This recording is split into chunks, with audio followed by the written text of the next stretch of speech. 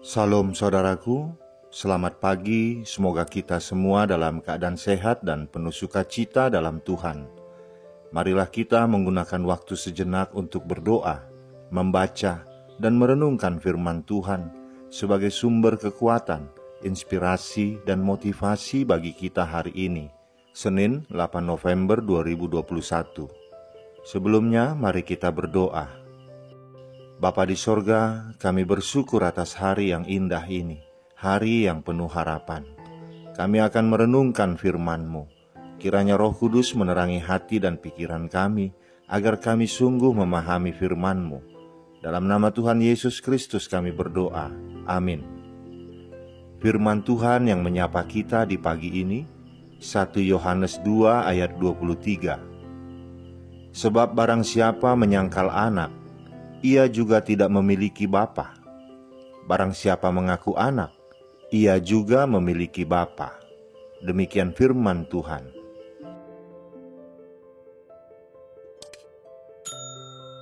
Saudaraku, Alkitab memberitahukan bahwa menjelang akhir zaman akan muncul berbagai ajaran sesat atau ajaran palsu. Hal itulah yang terjadi pada zaman penulisan surat 1 Yohanes ini, yaitu munculnya berbagai ajaran sesat. Oleh karena itu, salah satu tujuan penulisan surat ini adalah untuk menjawab dan meluruskan berbagai ajaran sesat tersebut. Salah satu ajaran sesat tersebut adalah antikristus. Bagi Rasul Yohanes, antikristus adalah suatu kenyataan yang sedang dihadapi yang mengindikasikan bahwa manusia sedang menjalani zaman akhir. Antikristus yang bermunculan tersebut banyak. Kelihatannya merujuk pada nabi-nabi palsu yang bermunculan pada waktu itu dan mengajarkan ajaran-ajaran palsu. Walaupun banyak antikristus yang telah muncul, namun dalam ayat 18 sampai ayat 22, Rasul Yohanes mengingatkan bahwa seorang antikristus akan datang. Mereka berasal dari antara kita, tetapi tidak termasuk pada kita. Orang-orang yang sudah diurapi mampu membedakan kebenaran dari dusta antikristus. Antikristus yang sudah muncul pada abad pertama akan terus muncul sepanjang sejarah gereja. Demikian juga pada masa depan.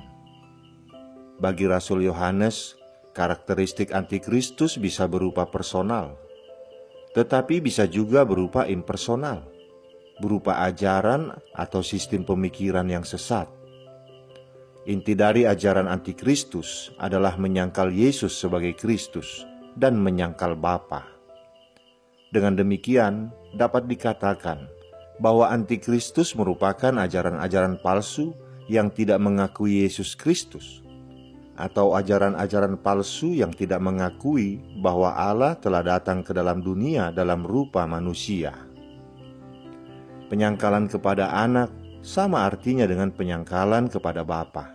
Itu kata Rasul Yohanes. Rasul Yohanes pernah mengisahkan kebingungan Filipus menanggapi perkataan Tuhan Yesus dalam Yohanes 14 ayat 7-10. Sekiranya kamu mengenal aku, pasti kamu mengenal Bapakku. Kata Filipus kepadanya, Tuhan, tunjukkanlah Bapa itu kepada kami. Itu sudah cukup bagi kami. Kata Yesus kepadanya, telah sekian lama aku bersama-sama kamu, Filipus, namun engkau tidak mengenal aku. Barang siapa telah melihat aku, ia telah melihat Bapa. Bagaimana engkau berkata, tunjukkanlah Bapa itu kepada kami? Tidak percayakah engkau bahwa aku di dalam Bapa dan Bapa di dalam aku? Apa yang aku katakan kepadamu, tidak aku katakan dari diriku sendiri, tetapi Bapa yang diam di dalam aku, dialah yang melakukan pekerjaannya. Saudaraku, Tuhan Yesus memberikan satu kunci untuk mengenal Bapa, yaitu dengan mengenali dirinya. Tuhan Yesus bukan mempertanyakan pengenalan Filipus akan Bapa, tetapi pengenalannya akan Yesus sendiri.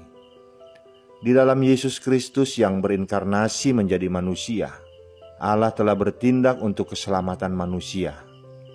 Bila pengajar-pengajar umat menyangkal ini, maka mereka bukan saja salah dalam nalar ajarannya, tetapi juga telah merusak ajas iman Kristen. Mereka melakukan pekerjaan iblis dengan menentang pekerjaan Allah.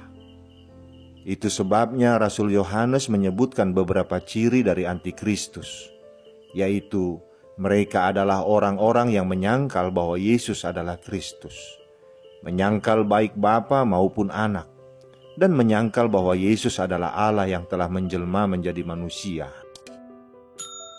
Saudaraku, Rasul Yohanes memperingatkan setiap umat Tuhan untuk waspada terhadap antikristus, sebab pada saat ini sudah bangkit banyak antikristus. Antikristus yang menentang Kristus secara terang-terangan lebih mudah dihadapi. Tetapi antikristus yang secara diam-diam menyusup ke dalam gereja untuk menyesatkan umat biasanya lebih sulit dihadapi. Mungkin sulit bagi kita untuk memastikan keberadaan sosok antikristus di sekitar kita. Tetapi inti pengajarannya sangat mudah ditemukan. Sikap yang perlu dimiliki dalam menghadapi situasi zaman akhir ini adalah waspada. Wujud kewaspadaan kita adalah dengan tetap hidup di dalam Kristus. Artinya, kita memegang teguh pengajaran Kristus dan hidup di dalamnya. Untuk mengenali ajaran palsu, kita harus hidup dan terbiasa dengan ajaran yang benar. Amin. Kita berdoa.